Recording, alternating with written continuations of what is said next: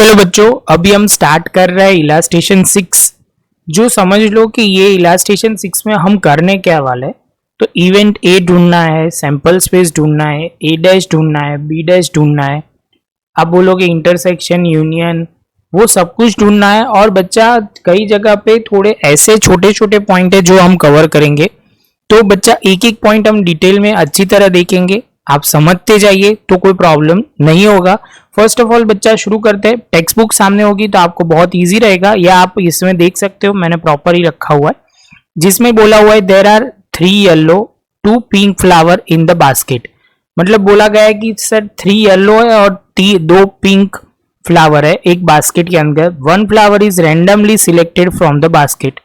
Denote the selection of a yellow flower as a event A and the selection of pink flower is event B. Find out the set of represent the following event and answer the given the question. तो बच्चा सबसे पहले हमें जो करना है, flower को क्या कर देना है, नाम दे देना है। तो येलो 1, येलो 2, येलो 3, ये है येलो की बात। पिंक में हम ले लेंगे P1, बच्चा आप बोलोगे P1, P2 दो ले लेंगे। Set represent the required event which will be show. तो सबसे पहले यूनियन की बात करते हैं। यूनियन में क्या होता है, आप बोलोगे सर यूनियन नहीं, सैंपल स्पेस। हाँ सही है बच्चा।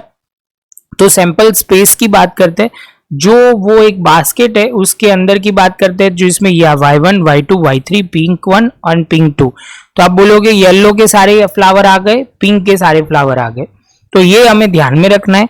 तो बच्चा ये हमारा पॉइंट था यूनियन का। अभी आप बोलोगे सर ए क्या होगा, इवेंट ए की बात हो रही है। तो आप बोलोगे सर इवेंट ए के बारे में आपने यहाँ पढ़ा था, denote the select the flower yellow flower as a event ए।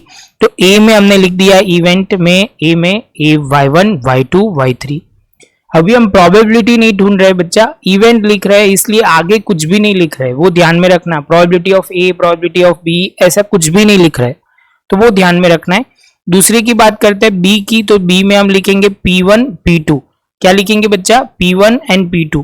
उसके बाद बच्चा आप बोलोगे सर यहाँ ए डैश भी पूछा गया है। क्या पूछा गया है, ए डैश। तो आप बोलोगे सर ए डैश था, तो वो क्या करना है, सिंपली आपको ध्यान में रखना है ए डैश जो होता है U माइनस ए। तो ये फॉर्मूला है बच्चा, जिसमें याद रखना है फॉर्मूला या वर्ड फॉर्मूला लिखना है। मतलब U माइनस ए आप ऐसे भी डायरेक्ट भी लिख सकते हो, जिसमें आपको डेफिनेशन याद हो। तो आप ऐसे बोलोगे सर U में हो, सैंपल स्पेस में हो, लेकिन A में ना हो, ऐसे लोग हमें लिखना है। फिर से बोल रहा हूं, सैंपल स्पेस में ना हो, डायलॉग चेंज हो गया, फिर से बोलना पड़ेगा। सैंपल स्पेस में हो लेकिन A में ना हो, इवेंट A के अंदर ना हो, ऐसे लोग हमें लिखना है। जिसमें हमने लिखा हुआ है यहाँ पूरा सैंपल स्पेस लिख दिया, यहाँ इवेंट A लिख दिया। आप बोलोगे सर इवेंट ए में जो होगा वो हमें नहीं लिखना है, तो आंसर होगा P1, P2। Same way B dash में डायलॉग चाहिए, अभी तो आप बोल पाओगे। आप बच्चा मन में बोल सकते हो सबसे पहले कि आपको बोलना है सैंपल स्पेस में होगा लेकिन बी में ना हो, ऐसे इवेंट ऐसे हमें लेना है। जैसे आप बोलोगे सर समझ लो y1, y2, y3, पहले U लिख दिया, P1 एंड P2 वो हमारा इवेंट B बन जाएगा। तो यहां हम लिख देंगे y1, y2, y3। अभी आगे पूछा हुआ है 6 नंबर पे ए इंटरसेक्शन बी। मतलब ए एंड बी में कॉमन कोई होता है उसकी बात करते हैं। तो आप बोलोगे सर इस दोनों में कोई भी कॉमन नहीं है, कुछ भी कॉमन, एक में येलो फ्लावर है, एक में पिंक फ्लावर है, कॉमन कुछ भी नहीं है। तो आप बोलोगे सर इसका मतलब वो हुआ कि ये क्या है, फाई है, जिसमें कुछ भी कॉमन नहीं है। यूनियन की बात करते हैं। तो यूनियन में आप बोलोगे सर ये जो है y1, y2, y3 जो ए का इवेंट है, और P1 एंड P2 और सबका मिला दोगे तो इवेंट हो जाएगा। तो आप बोलोगे सर सिंपल लैंग्वेज में ये शांति से देखोगे तो आपको U दिखना चाहिए, सैंपल स्पेस। सैंपल स्पेस का जो है वही है। यहाँ आगे जाके एक क्वेश्चन आएगा जो हमें ध्यान में रखना है बच्चा। अभी उन्होंने क्वेश्चन बहुत सिंपल तरीके से पूछा हुआ है। क्या पूछा हुआ है, ए इंटरसेक्शन बी डैश। ए और बी इंटरसेक्शन में जो कुछ कॉमन है वो लिखना है। तो आपने ए के इवेंट लिखे, बी के लिखे, बी डैश के, और यहाँ जो आंसर आया वो आप बोलोगे सर सिंपली आपको क्या करना है। तो आप बोलोगे सर जो इवेंट में कॉमन है, दोनों में कॉमन वही है, तो वही हम लिख देंगे। इसके बाद बच्चा आपको क्या दिया हुआ है, ए माइनस, मतलब ये फॉर्मूला को हम दूसरी तरीके से भी लिख सकते हैं। तो आप बोलोगे sir A intersection B dash, तो A minus A intersection B तो आप बोलोगे सर ए का हमने यहाँ आंसर लिख दिया और ए इंटरसेक्शन बी जो है वो कॉमन तो कुछ है ही नहीं और वैल्यू पुट कर सकते हैं। बच्चा ये लॉजिक आपको क्लियर है, फॉर्मूला ही है और कुछ नहीं है। सेम वे बच्चा आप बोलोगे, ये ध्यान में रखोगे ना तो आगे काम में आएगा। कई जगह पे 1 मार्कर में आता है ये फॉर्मूला है, जिसमें हम जितना जल्दी याद रखोगे एग्जाम में इतना जल्दी क्लिक होगा बच्चा। वो बहुत थॉट प्रोसेस लंबा नहीं होना चाहिए, इमीडिएटली आपको आंसर आना चाहिए। तो जो आपको, क्योंकि आपको थोड़ी ही फॉर्मूला याद रखनी है, बहुत नहीं है, थोड़ी थोड़ी करके याद रखनी है तो हो जाएगा आराम से।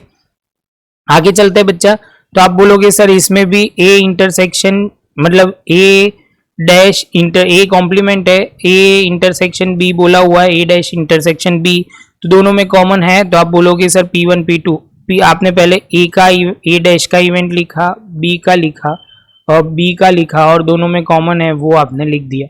सही है। चलो अभी लास्ट जो क्वेश्चन है वो थोड़ा इंपॉर्टेंट है, 10 11 वो करते हैं। क्वेश्चन क्या है, तो आप बोलोगे state the elementary event of the sample space for this random experiment. तो वो आपको बोल रहे हैं कि इसको एलिमेंट्री इवेंट क्या बोलेंगे। तो सबसे पहले यहाँ पे समझ लो जो इवेंट 1 2 3 4 5 टोटल 5 इवेंट है। हर एक इवेंट में एक एक आपको पॉसिबल आउटकम लिखना है, जिसमें हम लिखेंगे elementary event are the subset of element. मतलब एक एक इवेंट आपको लिखते जाना है। आप बोलोगे सर इसका मतलब आप ऐसा बोल सकते हो कि यहाँ पे येलो का एक लिया, येलो 2 का लिया, येलो 3 का, पिंक 1 एंड पिंक 2। सपोज मैं डाइस थ्रो करता होगा, डाइस थ्रो करने की बात करी होगी, तो आप बोलोगे इवेंट 1 जो होगा वो 1 ले लेंगे, इवेंट 2 जो होगा मतलब वो उसकी बात करेंगे 2 ले लेंगे। ऐसे करते करते हम इवेंट 6 तक पहुंच जाते और 6 ले लेते।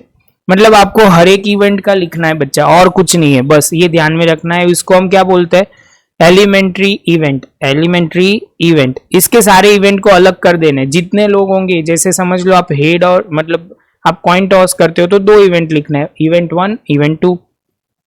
इसके बाद बच्चा आपको बोला गया है can we it said that the event A and B are mutually exclusive event. मतलब वो दोनों इवेंट, लॉजिक जिसको बच्चा अभी याद होगा वो तो उसके लिए तो बहुत इजी है, उसको कोई आंसर करने में कोई दिक्कत नहीं आएगी।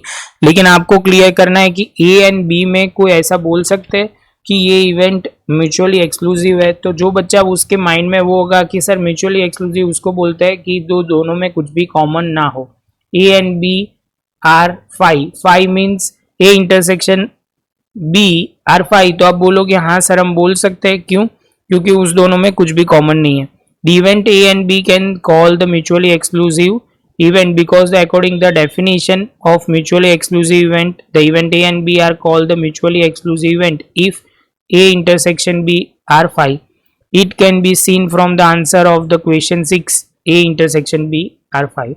तो आप वो भी बोल सकते हो। उसके बाद बच्चा आपको बोला गया है can it said that the event A and B are exclusive event and give the reason। exclusive event मतलब आप बोलोगे सर इससे उल्टा A union B is equal to U is equal to 1।